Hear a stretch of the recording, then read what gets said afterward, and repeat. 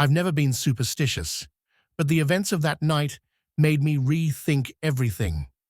I was driving home on a narrow country road when suddenly my car was engulfed in a thick fog. Visibility dropped to zero, and I had no choice but to slow down and drive blindly. The world around me vanished, and it felt like I was alone in this white ocean.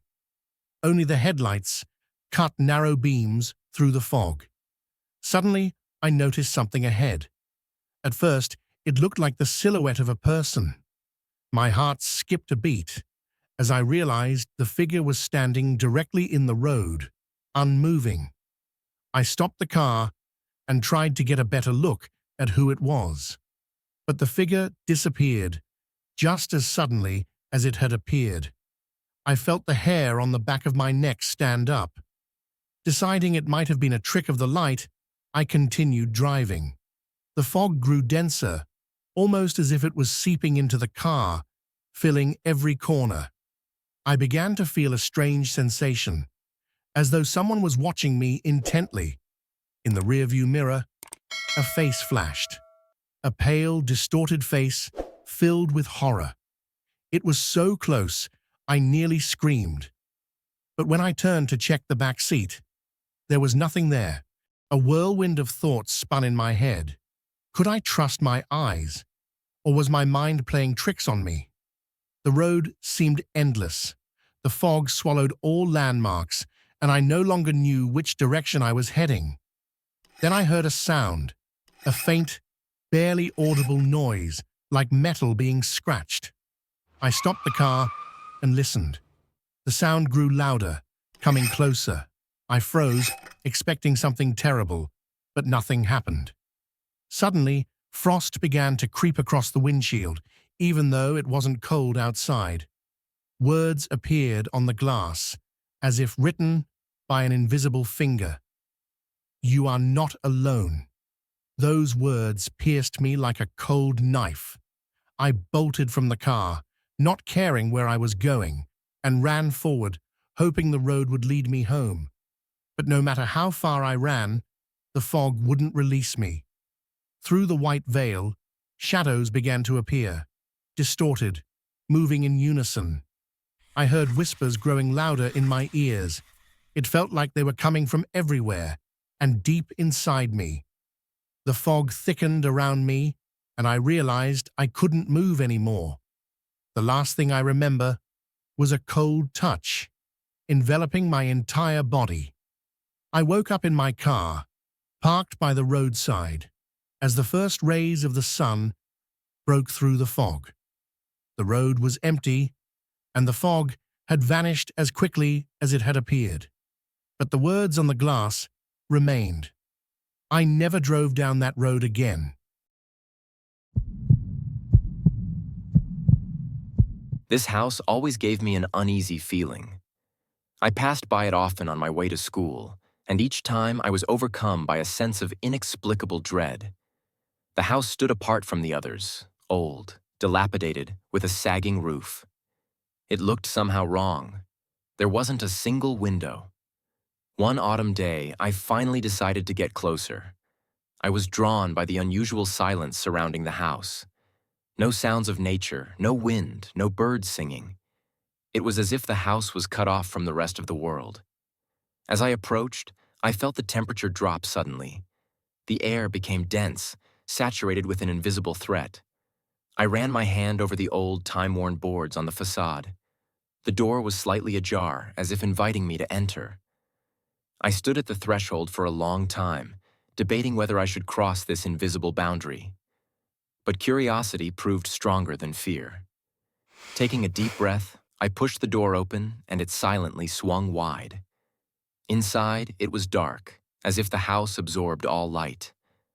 I fumbled for my phone in my pocket and turned on the flashlight. The light revealed old furniture covered in a thick layer of dust. The walls had no windows, only grimy, peeling wallpaper hanging in strips.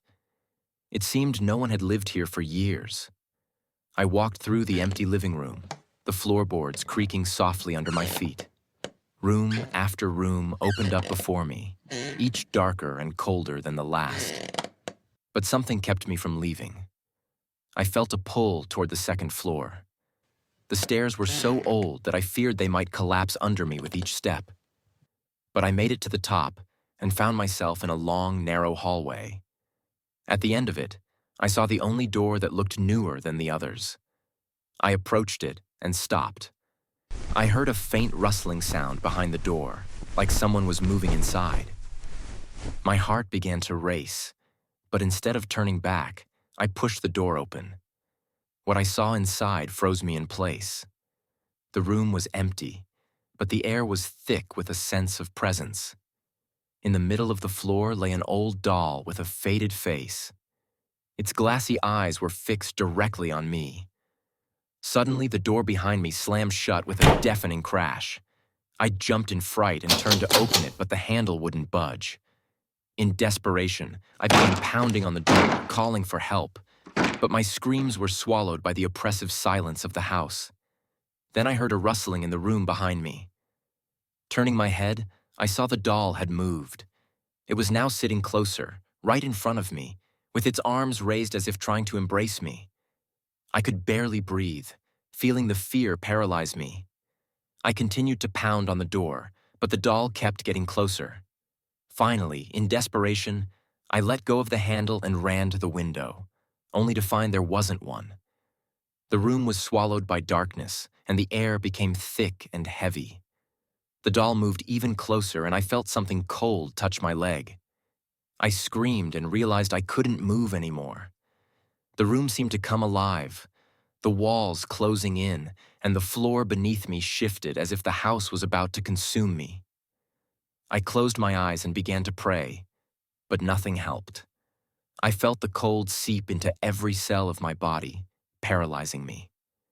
The last thing I heard before I sank into endless darkness was a faint laugh coming from deep within the house. When they found me, I could no longer speak. All I could do was point to the door leading into the house. But when the rescuers went inside, they found no doll, no room. The house was empty, as if all my nightmares were just a figment of my imagination. But I knew the truth. Since then, I never went near that house again. It still stands there, windowless, soulless, waiting for its next victim. My old house always felt cozy to me, despite its creaky floors and the musty smell of old wood. But there was one place I never dared to go: the attic.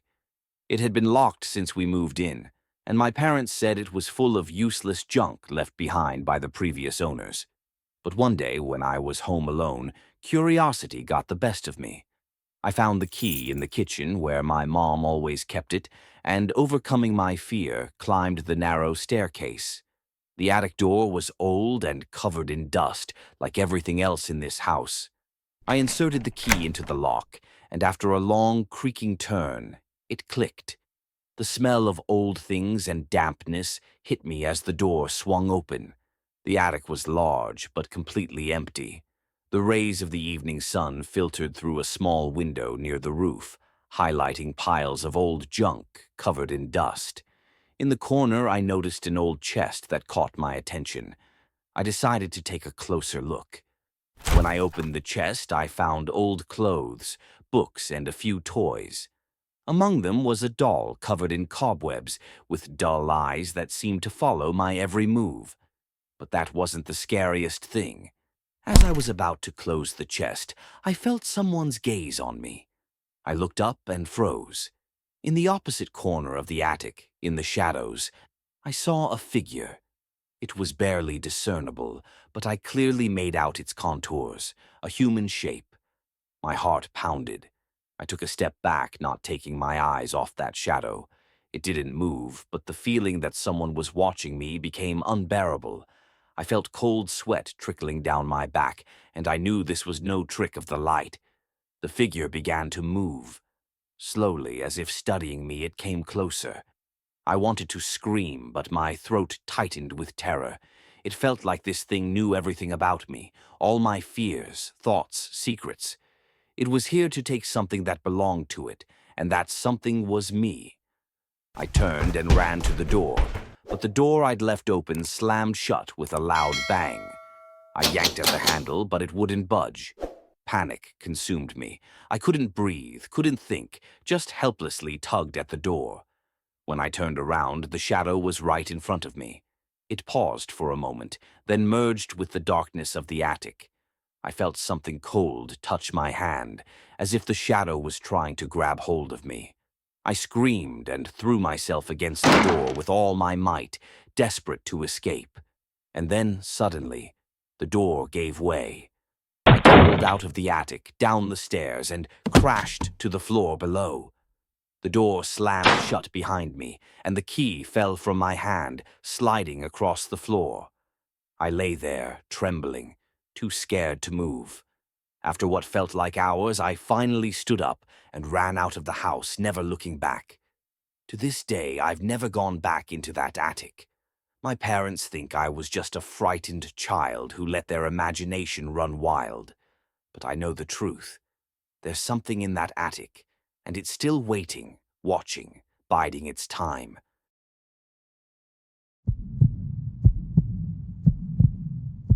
Alex was an old friend of mine. We hadn't seen each other much in recent years, but sometimes he'd call and suggest we go somewhere out of town. This time, he invited me to his old country house. I couldn't refuse. I wanted to get away from the city hustle and spend some time in nature.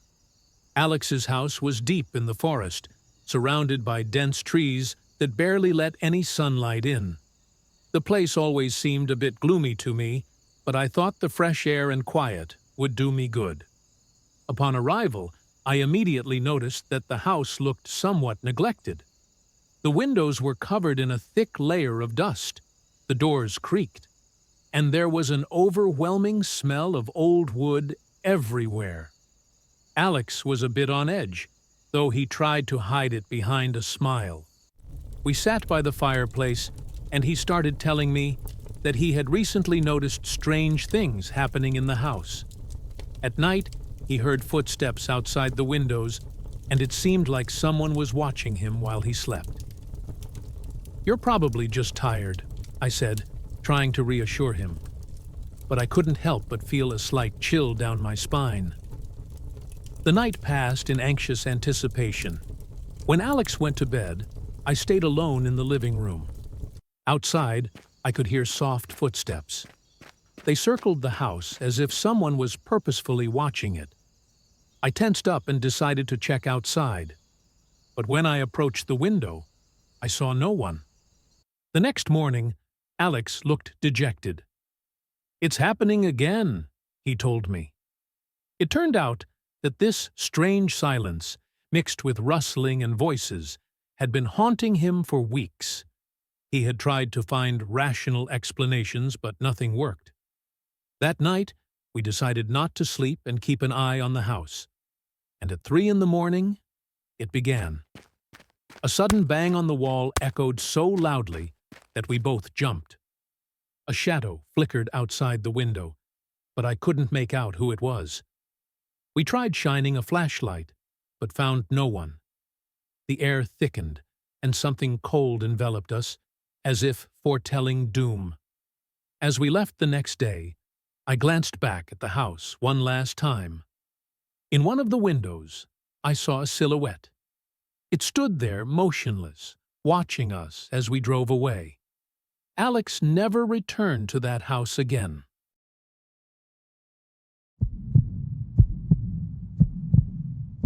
When I moved into my new house, it was exactly what I had dreamed of.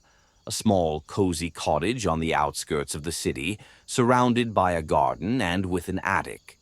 The house was old, but it had its charm. However, from the very first night, I noticed something strange. The attic door, located at the end of the hallway on the second floor, always seemed slightly ajar, no matter how many times I closed it. At first, I thought it was just a quirk of the old house. Maybe the wood had warped over time. But soon I began to feel uneasy. Every night after I went to bed, I would hear faint creaking sounds from above. It was as if someone was walking slowly in the attic, deliberately pacing back and forth. The sound was quiet but distinct enough to keep me awake. I tried to tell myself it was just the house settling, or maybe animals had gotten in. But deep down, I knew it was something more. One night, unable to stand it any longer, I decided to investigate. Armed with a flashlight, I slowly climbed the creaky stairs to the second floor. The house was silent except for the occasional groan of the floorboards under my feet. I approached the attic door and saw that it was, as usual, slightly ajar. Taking a deep breath, I pushed it open and shone my flashlight inside. The attic was empty, filled with only old boxes and dusty furniture left by the previous owners. There was nothing unusual, but the uneasy feeling in my gut wouldn't go away. I stepped inside, sweeping the light around the room. The air was cold and musty, and the silence was almost deafening. I was about to leave when I noticed something that made my blood run cold. On the dusty floor leading from the attic door to the far corner of the room were footprints. They were faint but unmistakable, and they looked fresh, as if someone had been walking there just moments before. But there was no one in the attic but me.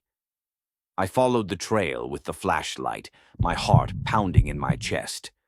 The footprints led to an old wooden chest tucked away in the corner. The lid was slightly open, as if inviting me to look inside. I hesitated, every instinct telling me to turn around and leave, but curiosity got the better of me. I slowly approached the chest, reached out, and lifted the lid. Inside there was nothing but a few old yellowed papers and a small, dusty doll. The doll's glass eyes stared up at me, and I felt a shiver run down my spine. I quickly closed the chest and backed away, my mind racing. As I turned to leave the attic, I heard it. A soft, almost inaudible whisper, coming from the corner where the chest stood. It was so faint that I couldn't make out the words, but the tone was unmistakable. It was a warning.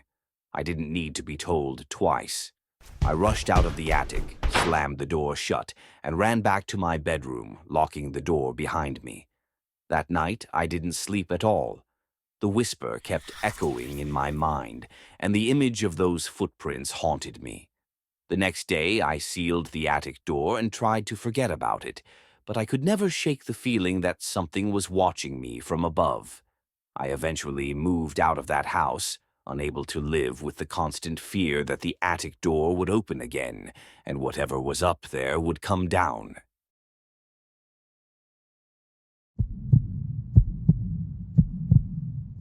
I always thought of our house as quiet and safe. It was a small cottage in the suburbs, surrounded by old oak trees and green lawns. Over the years, I'd grown accustomed to the calm and predictable rhythm of life here. Scary stories just didn't seem to fit in a place like this. But one night, something changed. It was a typical Friday.